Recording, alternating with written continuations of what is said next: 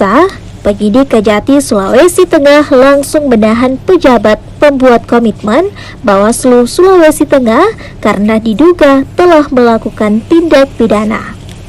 Berdasarkan hasil perhitungan Badan Pemeriksa Keuangan dan Pembangunan, negara mengalami kerugian 903 juta rupiah.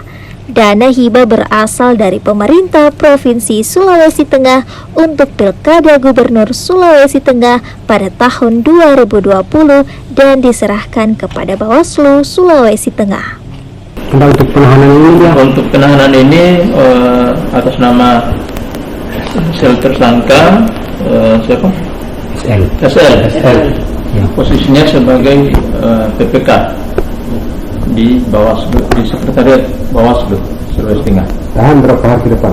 Penahanan pertama tingkat penyidikan selama 20 hari. Ditahan di lapas perempuan. Sementara itu, terduga pelaku mengaku menjadi tumbal kasus korupsi ini. Bahkan menurut pelaku, harusnya ada 2 lagi pelaku yang harus ditahan bersama dirinya. PPK tidak mempunyai SK. Ya.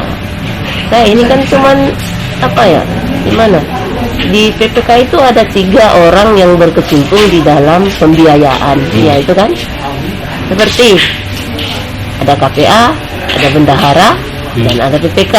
Ya. PPK tidak mungkin mengambil satu tindakan kalau tidak diperintah. Ya kan? Begitupun alur pembiayaan. Alur pembiayaan ini saya tidak tahu menahu masalah tarik menarik uang. Yang tahu tarik menarik uang itu cuman bendahara dengan melalui pengeluaran cek yang dikeluarkan oleh bendahara bersama dengan oleh KPA. Ya itu makanya saya juga bingung ini juga, Pak. Pelaku ditahan di Rutan Perempuan kelas 3 di Desa Maku, Kabupaten Sigi dan akan ditahan selama 20 hari ke depan untuk kepentingan pemeriksaan lebih lanjut.